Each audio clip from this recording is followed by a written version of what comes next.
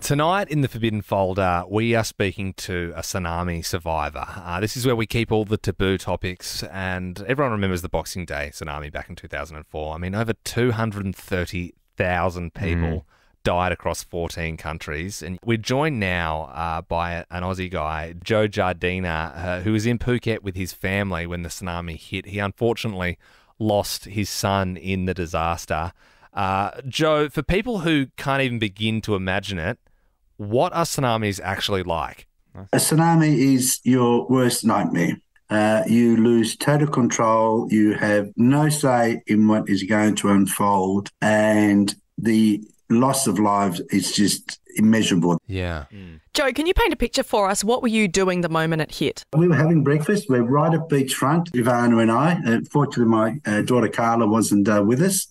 And I say fortunately because surviving that tsunami was just pure luck. And the next thing that I noticed was a small pool of water coming up on the road. There's an image that's portrayed where people believe that there's this huge wave that comes in. Well, it's not. It actually started off as just a small pool of water coming up onto the road. But the thing was that it kept coming. And it started to bring the four-wheel drive in that was in front of us. It doesn't look dangerous in the first instance. But that was the first stage, yeah.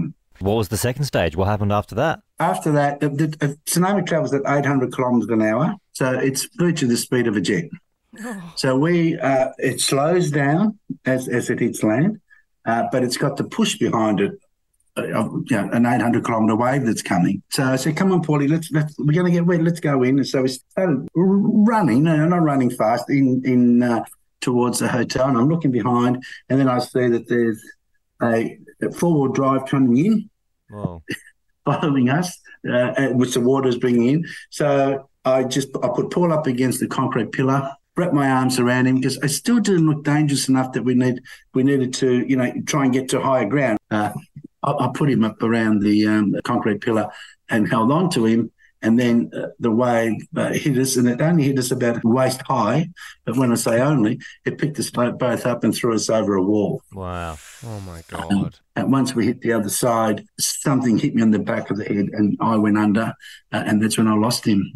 Oh. Joe, I mean, that's heartbreaking. In the moments when you came to, what happened after that? I ended up being slammed up against a building, and my hand got trapped, and I don't know what it was, whether it be, it could have been a car, it could have been a washing machine, a refrigerator, I really don't know, but I couldn't move. I was making every attempt to try and free myself. I just couldn't get around to it. And the time came rather quickly, I might add, when I was underwater, and that was it. I held my breath for as long as I could. The time when it comes again when you can't hold your breath any longer, and I open my mouth, and that's the last that I recall. Wow. You're currently listening to Joe, who is a survivor of the 2004 tsunami on Nova. What happened next? It wasn't until later on that night, about 7 o'clock, when they finally decided, okay, well, he's still here. We'll evacuate him to the hospital. So from the tsunami hit about 10, it was about 7 o'clock when they took me to the hospital because they didn't think I was going to make it. Where I was found was on the third floor in a stairwell on the steps, but head down and facing down. So not on the landing, on the steps, head down and facing down. So I actually drained. The water drained out of me. I'd have been God. Yes, and that's why I survived it, because if I'd have been head down and facing up, I was gone anyway. So as we often say, perhaps my time hadn't come. Have you ever been back to Phuket? Oh, yes. My attitude is, look, if you stay away, well, then the wave wins. It's taken our son, as far as I'm concerned. You've taken enough. I'm going to come back. And plus, the Thai people, they're just so beautiful.